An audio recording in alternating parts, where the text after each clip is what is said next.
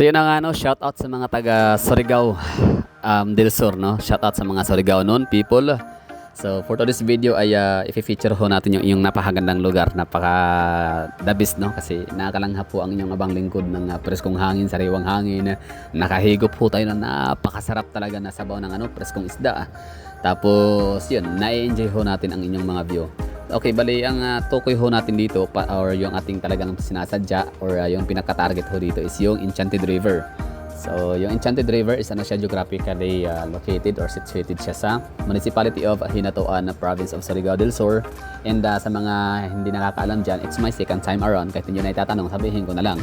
Pero sa mga nakakapanood na sa akin long time ago, like siguro mga 2 years ago na or 1 year naman na mahigit. So nakita nyo na siguro yung vlog ko dito na ako'y nagpunta dito sa Hinatuan, Surigao, kasama ko yung nanay ko, no. Talagang itong lugar na to is worth recommended ko talaga siya. Mantakin nyo ang layo ng lugar ng Davao City.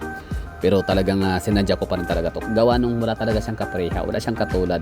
Ang daming mga ilog na maganda. For example, Carolina Lake na parang ilog din naman yun ng Banganga, Davao Oriental. Pero iba talaga tong sa Enchanted River sa Hinatuan, no? So ibig ko sabihin na ito ay pinaka-unique, no? Kumbaga, ang mga hindi nakakapunta dito sa lugar na to, talagang hindi sila maniniwala. Sa totoo lang, yung impression nila parang edited, AI, parang gano'n, no? Talagang hindi sila naniniwala or parang hindi sila convinced na ito ay nag-i-exist sa buong mundo or ito ay nag-i-exist, no? Sa mundo natin, lalo na sa Pilipinas.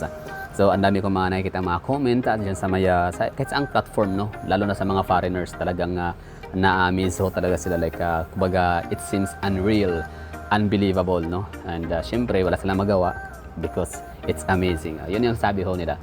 So ngayon sa mga nanonood dyan ng mga taga Luzon, Visayas and Mindanao, no? Syempre mga taga Davao, alam ko hindi pa lahat ng mga taga Davao nakapunta dito.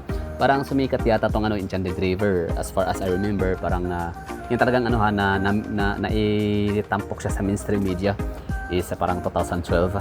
Yan, mga 2012 pataas yung talagang pinaka peak season ho talaga ng Enchanted River. So ngayon, anong petsa na, anong year na ako nakapunta dito, halos lahat ng mga kakilala ko, mga kaklase, mga kakilala, mga kaibigan, kamag-anakan, nagsisipuntahan na dito sa Enchanted River. Pero ako, nakapunta ako dito itong 2022 or 2023, last year, no? Parang gano'n na, last year ngayon. So, mga isang taon pa lang, no, nakalipas bago tayo nakapunta dito. So, yun nga lang, okay lang din naman kasi binalagan ko rin naman talaga siya kaagad. No? So, it's my second time around na makapunta sa lugar. So, sa mga nanonood dyan ng mga taga Luzon, Visayas and Mindanao, pag meron kayong opportunity, pag meron kayong means, meron kayong pagkakataon, i-grab nyo na, no? Kasi ang ganda talaga nitong lugar na to. I-grab nyo na, no? Puntahan nyo na to witness, no? The pinaka seems unreal. Oo. Parang napaka-unrealistic talaga daw tignan. Parang AI, parang edited na, parang hindi daw talaga totoo na nag-i-exist talaga siya, lalo sa Pilipinas, parang gano'n, no? So meron ho tayong mga nakatagong ganda na sa Pilipinas lang talaga siya makikita, wala sa ibang bansa. So yun, bali ano nga bang mga activities na gagawin ho natin dito? Syempre, yun lang naman, unang-una is yun nga, nagbiyahe ho tayo. Sa mga hindi nakakaalam dyan, hindi nakapadong isa kong video, una ho akong nagsimula na ito talaga, no, from Manila straight to Hinatuan. Yes, totoo yan, no? From Manila, sumakay ng eroplano. Yung eroplano sinakyan ko ay bumaba sa Davao City, tapos from Davao City sumakay ako ng bus, no, Bachelor, tapos bumiyahe ng 6 na oras. Siyempre alas 12 ng midnight, no, alauna ng madaling araw, ganun. So nakarating dito sa Hinatuan, sa Mangagoy, no, Bistig, Surigao, sa bandang mga alas 6:30 ng umaga. So mga 6 hours, no, 5 hours to 6 hours ang nagiging biyahe ho natin. Tapos yun, 'di ba ang galing, no? Straight from Manila. So sa mga nagtatanong ko ilang oras talaga yung biyahe ko, kasama na yung stopover ko sa Bangkiruhan Public Market sa Davao City para kumain ng durian, ay 11 hours. Yes, 11 hours, no? Kasi umalis ako ng alas 9 ng gabi sa NAIA Terminal 3, 9:45. Tapos nakapag-landing kami ng almost 2 hours ang biyahe natin sa eroplano, gawa nung nagkaroon ng aberya, misapproach sa paglanding natin sa Davao International Airport runway, gawa nung napakalakas ng ulan, almost zero visibility, kaya medyo paikot-ikot muna tayo ng parang na-extend ho tayo ng nasa mga 10 minutes pataas, no?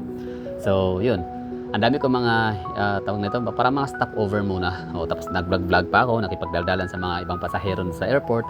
Kaya yun, nagiging 11 hours yung aking biyahe. Pero kung hindi naman kayo vlogger, hindi naman kayo nagbi-video kagaya ko, nagipagkwentuhan na, so makukuha nyo siya ng mga 9 hours to 10 hours lang talaga ang biyahe from Manila all the way to Surigao via Davao City. Okay? So ngayon, aeroplano ha. So I'm not talking about bus, I'm talking about airplane. So yun na nga, bali from Davao City, bumiyahe ng 6 hours. So nakarating ako dito sa Mangagoy, Bislig, Surigao. So bumiyahe ulit ng sakay ako ng Bukyo or Bao-Bao. Di ba Bao-Bao is yun yung parang or Ongbak.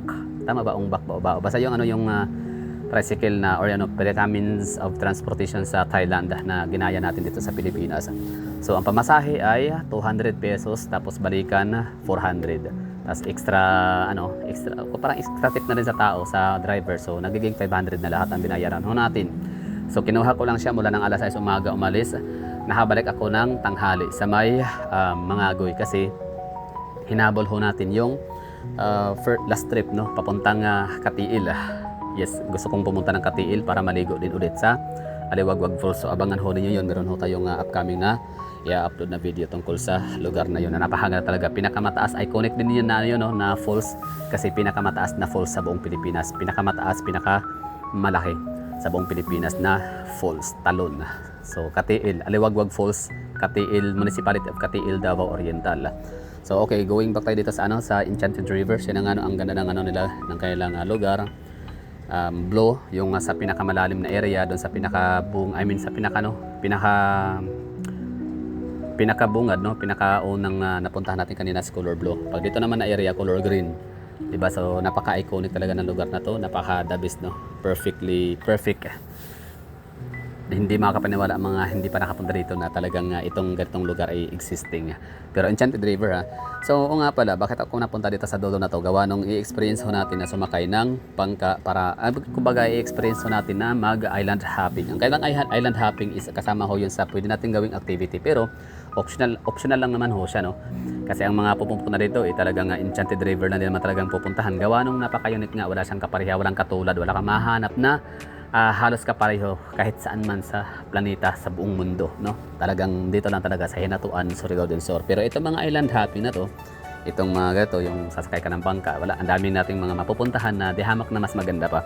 Pero syempre, hindi naman ako for example, hindi ko naman alam na babalik pa ulit ako dito or alam nyo yun. So maaring pwedeng babalik ako dito kung merong dyan gustong magpasama, di mga taga Luzon, Visayas, Mindanao, gusto nyo pumunta ng Hinatuan tapos wala kayong kasama, wala kayong chaperon, welcome ako welcome kayo sa akin.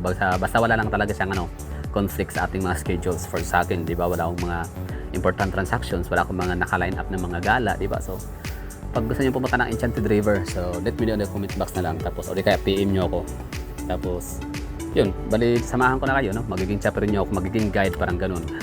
Anyway, so yun na nga, bali itong itong tour, itong island hopping na to is marami na ho na tayo ng na-experience island hopping. Like for example, naka-experience natin ng island hopping. Pinakauna kong island hopping experience is sa may Karamuan, sa may Camarines Sur. Ang Karamuan sa may Gota and Panima, basta dalawang isla yun na sikat, Gota Island and I don't know. So nakalimutan basta parang Panima, parang gano'n Basta Gota yung sure ako doon. Yung Gota is yun po yung yung doon laging ginaganap ang Survivor USA, Survivor France at dami pang mga Survivor. Basta 7 series ng Survivor franchise ang ginanap doon sa Karamuan. Yes, Karamuan Island. Hindi man siya ang Karamuan is municipality located siya sa tawag dito sa may probinsya ng Camarines Sur sa may Bicol region, Luzon. So, yung Gota and Panama is parang yun ang dalawang area na kung saan mag-island hopping ka. Ang pamasahe nun dati is 700 pesos lang, 750 pero ginawa na lang 700. Tapos yun, kasi solo flight lang din, so nakakalis yung sa gasolina. Kasi di ba pag mas mabigat, mas malaki ang konsumo ng gasolina. At puntahan naman natin ang pangalawa nating na pag-usapan natin yung pangalawa kong experience naman na nakapag-island hopping is yun yung sa may El Nido. Yes, El Nido, Palawan. Ang ganda ng ng Isla Honla doon. May mga parang komando, basta ang ganda Dalawang dalawang araw ako nag-island hopping. Ibig sabihin nun is dalawang island hopping tour na kinuha ko noon in Avila. And yun, after ko mag El Nido, so diretso ako ng Coron, Palawan. So doon mas lalong mas maganda Kumbaga, napaka-advisable ito ha sa mga nanonood at mga nakikinig na parang may balak na maglalakwatsa or mag-island hopping or magtutour or yung mga sa mga young adult dyan or mga young professionals, di ba? Kasi alam niyo sa totoo lang ito, pag-usapan ho natin sa aking analytics, kumbaga yung traffic, no? Ibig sabihin nun is kung sino yung mga nanonood, malalaman kasi namin yan mga content creator, kung sino yung mga nanonood namin, no? Kung anong gender, babae ba o lalaki, ang edad kung nasa bata, pinakabata hanggang pinaka may mataas na edad, at sa location o kung saan ang gagaling ang mga viewers. So ngayon, pag-usapan natin yung edad ng aking mga viewers. So ang dami kong viewers pala dito na mga young adult or ay hindi pala young adult, parang parang mga young professional, no, nagre-range ng mga 24 hanggang 30. So ibig sabihin nun yung mga ganong edad kasi yun po yung mga young professional, di ba? Kagagraduate lang mag-eskwela, kagagraduate lang sa college tapos nagtrabaho na. And sila na yung parang may mga means na makapag-travel o ibig ko sabihin parang meron na silang income, tapos yun pagkatapos silang mabayaran or makapag-payback time sa kanilang mga magulang na nagpapaaral sa kanila, mag-iipon sila travel goals na, di ba? So pag magsa-travel goals na yan sila, so it's about time na doon na sila manonood ng mga video na kagaya nito na may mga guides and tips, no, mga close. So ngayon sa mga isa-shout ko na yung mga young mga young professionals, no, yung mga natin, mga bagong empleyado, mga workforce sa Pilipinas. So kung meron kayong planong maglalakwatsa siyempre sa Pilipinas, tayo, di ba, archipelago, di ba, ang Philippines, no? So ibig sabihin napapaligiran ho tayo ng napakagandang isla, dagat, no? So coastal ho talaga ang Pilipinas, mapa Luzon, Visayas or Mindanao, north, south, east, west. So ang Pilipinas nating mahal ay talagang super blessed with napakagandang mga karagatan, di ba? So coastal area. So syempre ang pinakauna ko talaga nating magiging adventure niyan ay ang mga beach resorts na mga island hopping, mga beach resort, no? For example, Boracay, Bohol, Samal ng Davao, sa may Sarangani Sarangani, no? Sa may Socsargen area. Saan ba? Sa may Guimaras, Iloilo, Cebu, Bohol, Siquijor, somewhere in Luzon, no? So alam niyo, sa totoo lang, magsimula kayo sa hindi kagandahan na lugar. For example, yung hindi masyadong huwag niyo agad-agad na diretsahin sa pinaka Boracay or pinaka Bohol or pinaka Coron, no? Although ang Coron and El Nido, iba rin naman ang kailangan doon, may offer, hindi naman talaga sila kagaya sa Boracay and Bohol na meron silang long white sand beach resort, no? Kumbaga more on island hopping talaga sila sa area na yon. And at the same time ay more on sila adventure, no, sa Coron and El Nido. So ibig sabihin, kung gusto mo magdagat ho talaga, mag-experience ng mga ganong experience, no, regards yung mga sarili sa inyong pagiging pagiging empleyado. So unahin niyo yung hindi masyadong kagandahan. Yes, totoo yan. So marami naman dyan, no, somewhere. For example, punta muna kayo ng Cavite, Ternate. Merong mga beach resorts sa Ternate, Cavite na hindi kagandahan ang tubig, hindi rin kagandahan ang kanilang yung kanilang mga buhangin, pero okay na. Okay na siya, no? So sa mga Taga-Luzon, no, I'm pertaining to mga Luzonians, mga Tagalog, no, in particular. So try nyo munang mag-Ternate, Cavite. I-try nyo munang mag-Batangas, although ang Batangas, maganda ang Batangas, sa may Nasugbu, Batangas, sa may Papaya Beach Resort, maganda doon, no. So hindi ko naman sinabi hindi maganda, pero pag doon kayo magsimula, okay lang, no, kasi ma-appreciate talaga pa-level, pataas ang pataas. So ibig sabihin ho noon, magsimula ho muna kayo sa yun na nga, hindi kagandahan na beach resort. Basta ihuli nyo na sa listahan ang Boracay, Coron, El Nido, Bohol. So yung mga nabanggit ko na yun ng mga lugar, ng mga beach resort na pasyalan galaan dito sa Pilipinas, ihuli nyo siya. Kasi pag yun ang uunahin nyo, for example, nagpunta kayo ng Cebu sa may Bantayan Island, although pag sinabi namang Mualboal sa Cebu, Mualboal tsaka yung Oslob, hindi ko naman talaga sila maisama sa pinaka-premier o pinaka top of the line, pinaka high-end, no, na beach resort sa Pilipinas sa puntahan ko. So siguro ang Bantayan Island. So one of this day pupuntahan ko rin yung Bantayan Island na yun. Sa lalo na yung Santa Fe sa Cebu. Pero yung Boracay, ulitin ko, wag niyo munang puntahan ang Boracay, wag niyo munang i-reserve niyo ho yan, no. Kumbaga save the best ba for last. Yun. So nakuha ko din yung yung point. So save the best for last. So wag niyo muna tsaka na kayo mag-Boracay kapag napuntahan niyo na yung mga makakalapit na mga beach resort, no, ng inyong lugar. So yun na nga, bali ihuli nyo ang Boracay, Coron and El Nido. At yun na nga, balikan ho natin, no? Bago ko nasabi yung, yung mga island hopping na yun. So, ang dami ko na napuntahang mga the best talaga ng mga island hopping experience dito sa Pilipinas. So, that's, yun na nga, Karamuan sa may Camarines Sur. Tapos, pangalawa ay ang El Nido, Palawan, Coron. Tapos, meron pa ba? So, yun na siguro, no? Parang 3 yata. So, hindi ko na, ito pang-4, no? Sa may Hinatuan. So, ano nga ba yung magiging feedback ko dito sa island hopping nito sa Hinatuan? Well, okay lang naman. Hindi ako masyadong impressed. Although maganda ang tubig kapag malalim. So, pansin nyo, di ba, hindi ako bumaba ng wala akong video dito na ako'y bababa sa pinupuntahan namin. Actually, marami tong destination. Like 3 yata. O, meron silang 3 dito. Yun na lang talaga ang 3 ang kanilang pinaka-destination sa island hopping na to for 600 pesos. Ang 600 pesos pala dito, kahit nyo na itatanong, no, siya, good for 4 persons. Ibig sabihin, pag 5 na kayo, so magdadagdag na kayo, meron ng extra charge. Pero kung 4, so that's for 600 pesos. Pag 3, ganun pa rin 600. Pag 2, 600. Pag ikaw lang mag-isa, still 600 pa rin siya. In short, si minimum fare is 600 pesos. So 3 isla ang pupuntahan dito. Pero hindi ko siya nagustuhan, gawa nung ang sabi kasi isla, so medyo nakakuha na ako disappointed lang kaunti lang naman na disappointment kasi nga hindi na meet yung expectation ko. Kasi pag hindi ko naman sinabing expectation na maganda, nag-expect ko lang maganda, pero ang akin kasi ni-expect ko na island. So ang ang pinuntahan namin na yun na nga yung pinaka tourist spots is yung yung gawang mga kahoy, mga ganyan yan, di ba? So hindi siya para sa akin hindi talaga siya matatawag na isla. Kasi island, 'di ba? Island tour, island hopping, 'di ba? So hindi siya island hopping para sa akin gawa nung may mga mga built up na mga man-made structures. So may mga bahay, may mga cottages. So paano naging Paano naging island hopping? So island hopping pa rin naman tawag, pero hindi siya parang for the first time yata na nakakita ako ng naka-experience ng island hopping na hindi talaga pure isla or hindi talaga yung Virgin Island. Virgin Island. Ibig ko sabihin wala walang nakatira. Ito kasi may mga bahay, 'di ba? Hindi man talaga bahay, pero syempre may mga naka-check-in diyan, naka-stay-in. So hindi talaga siya isla. So in short, isla siya. Ang gulo ko dito for this video.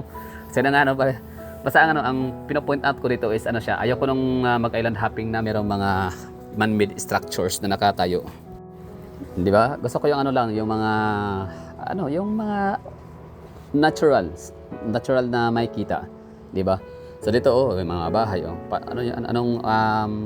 siguro island hopping kasi isla nga siya pero okay na din naman. Hindi naman ako disappointed ho talaga like nasisira yung aking pamamasyal paggagala kasi okay na din kumbaga tinanan ko na lang into positive way na lang na nakatulong ako sa mga bangkero sa halagang 600 pesos. So yan nga recap ho tayo. Ang pinakauna ho nating ginawang adventure nga activity is yun nga bumiyahe. Isama ko yun sa sa activity kasi activity, no? So parte ng aking gala travel. So from mga Agoy terminal sumakit ng ng Bao-Bao. Nagbiyahe tayo ng mga 1 oras kalahati or 2 oras yata. Basta hindi siya boring na biyahe kasi unang-una is napaka talkative din ni mamang driver, no? And pangalawa, napahanga ng view. Ang maganda pa dito maaga umaga like early morning, alas 6, alas 7 yung nagiging biyahe ho natin. So talagang iba yung yung ambience, iba yung vibrance ng lugar na makikita ho natin ng mga napakagandang kulay ng mga dahon na 'di ba? Ang ganda mga fresh talaga yung mga dahon ng mga punong kahoy na nakita ho natin sa gilid. Tapos pangalawa, iyon na nga bali nag-adventure pangatlong activity, pangalawang activity ko naman is bumaba tayo sa isang karinderya. Kumain ako nag-almusal kami ng driver kawa nung syempre tinanong ko yung driver, alas 5 daw siya umalis ang madaling araw. Syempre given na yun kapag mga ganyang oras parang hirap talagang kumain or mag-heavy meals talaga yan. So lalo sa mga taga-probinsya, yun talagang ginagawa ko niyan pang laman ng tiyan, ikape, di ba? Tsaka tinapay lang. So siyempre matik na yun, initiative ko na yun na kapag ka alas 7, parang gutom na talaga yan. Mahal pa naman ang kainan doon sa may Enchanted River area. Or worst, wala, no? So di ako sure kung meron ba, wala. Basta dati napakamahal nung last year, 2023. Pero okay na yun kasi naman yun talagang naka-budget na. Pero this time, wala ako sa plano na kakain ng mahal doon sa may sa kanilang resort area kasi na-try ko na dati. So dito ako kumain sa karinderya. So ngayon Nga pala, sa mga gustong maka-experience ng mga preskong isda dito sa Surigao area, doon kayo sa Karinderya. Yes, sobrang talagang malalasahan niya talaga yung yung fresh ng isda. Yung hindi talaga lamog yung laman, basta ang ganda, sarap. Oh, the best, solid yung 50 pesos na order. Dalawa talaga in order ko, nakadalawang dalawang tawag nito. 'Di ba? Ubos na yung sabaw, ubos na yung isda. So order pa ko ulit ng isa. Parang isda sa bato 'yun eh. Mga dalagang bukid, mga ganun. Mahal 'yun 'di ba, sa mga sa mga sa mga malalaking syudad, sa mga metro city. Anyway, so 'yun ang pangalawang activity, nagkarinderya ho tayo. Sa pangatlo is ito, nag-island hopping. And after itong island hopping, siyempre, na tayo, no, maliligo tayo sa Enchanted River. Yun, sa paragang akala mo yun, nasa Gatorade. Gatorade Blue ho talaga yung nila, ilog. So yun lang, ang dami nating mga, yung pala kanina, yung nagpalipad ho tayo ng drone, siyempre, baka isipin nyo, pala tawag doon sa isla na yun, nagre-reklamo, parang sinabi mo medyo disappointed ka na hindi na-meet yung expectation mo about sa hitsura ng island na pupuntahan, no? Na kahit hindi maganda, okay lang, basta isla ho talaga siya. So yun, bali yung initiative ko na yun, wala yun sa talaga itinerary ng mga bangkero. So ako na yung nasuggest nung gawa nung hindi ko kasi alam din nila yun, parang yung disappointment ko or yung parang frustration pala, hindi pala disappointment, sorry sa term. So ang tamang term pala is frustration. So akala ko talaga isla, like mga ganyan lang, mga punong kahoy, di ba, mga punong kahoy, nyugan, ano man ang makikita doon sa isla, basta isla siya, wala nakatira, walang mga man-made structures. So yun, nagsuggest ako kila kuya na na doon tayo sa yung isla na yung walang bahay. Oo. Buti naman at pumayag sila. So yan lang, kaya isang tayo, apak sa isla, which is okay yun, no? Very good.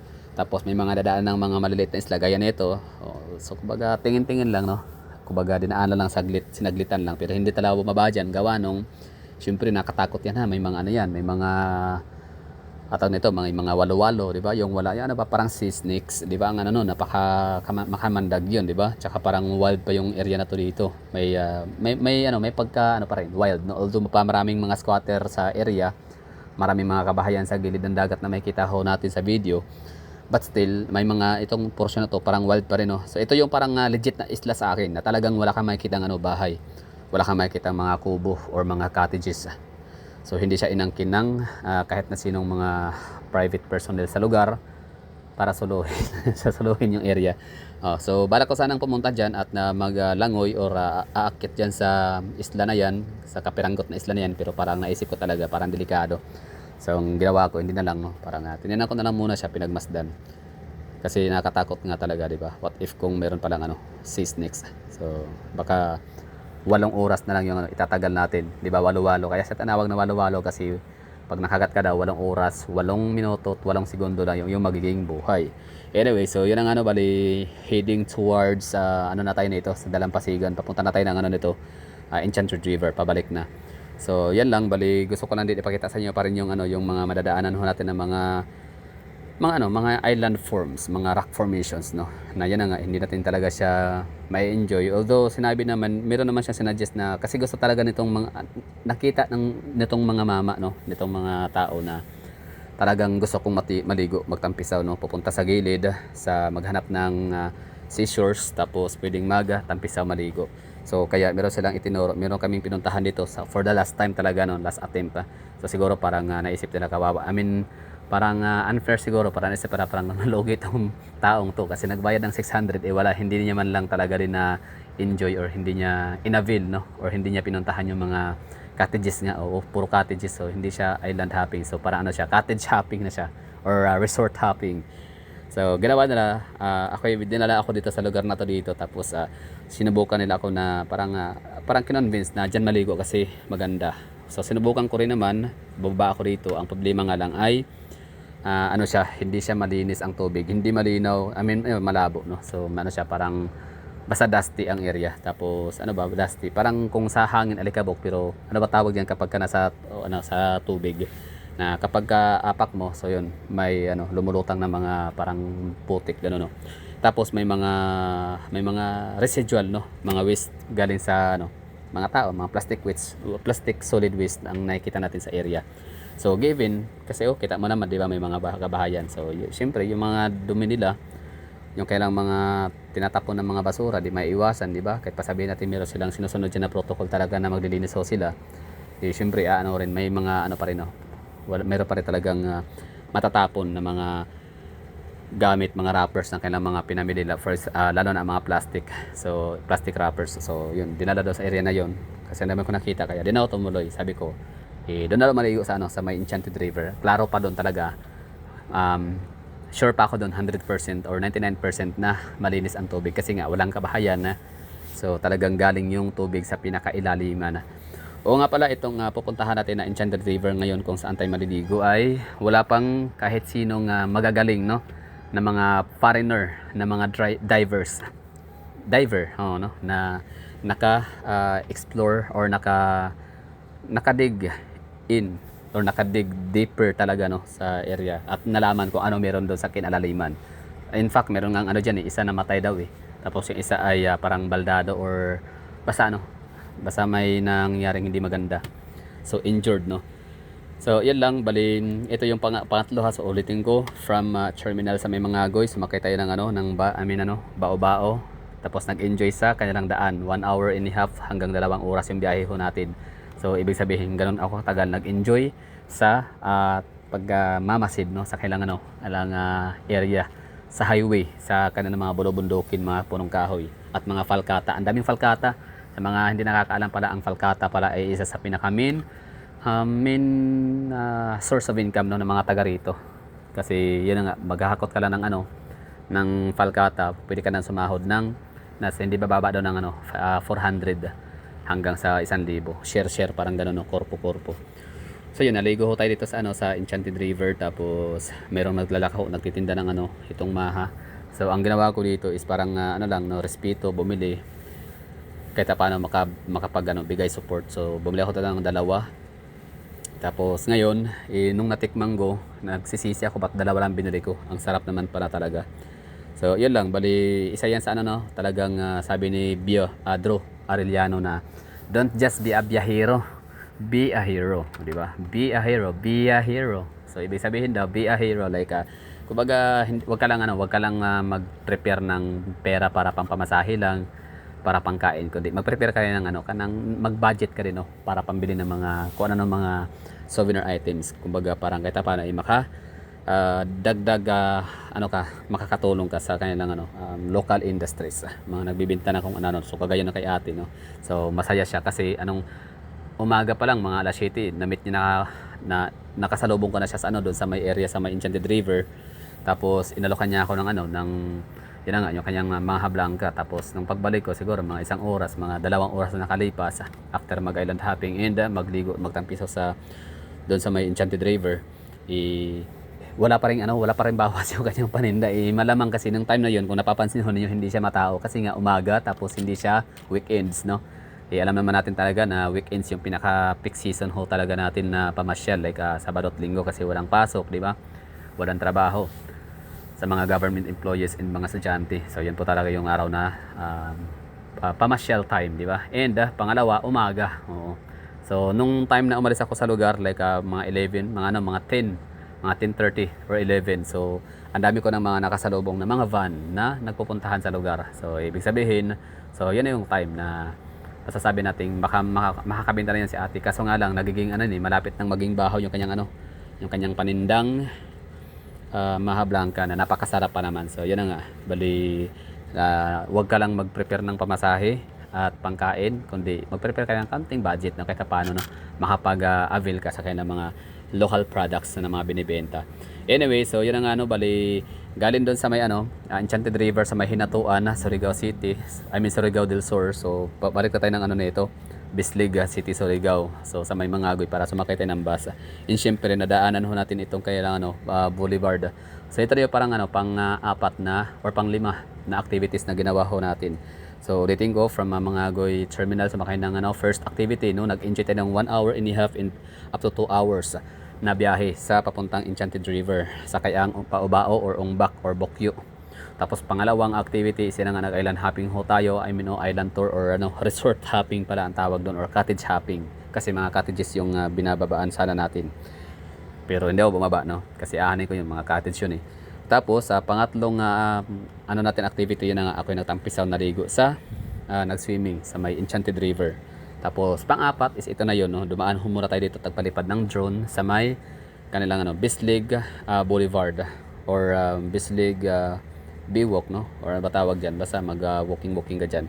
Kasi kapag titingnan mo to sa mga travel and tours na makikita mo sa Facebook, isa to sa nila, no, parang bonus sa kanilang activities. So yun na nga ang pinakapuntahan dapat kapag kayo nagpupunta kasi sa Hinatuan, Surigao, hindi pwedeng hindi isama ang Britannia, no? Yung Britannia, ano yan parang Britannia Group of Islands sa may San Agustin, Surigao del Sur. Basta ang Surigao del Sur, talaga sila, super blessed ho talaga sila with beautiful beaches and islands. Yun, tapos isda.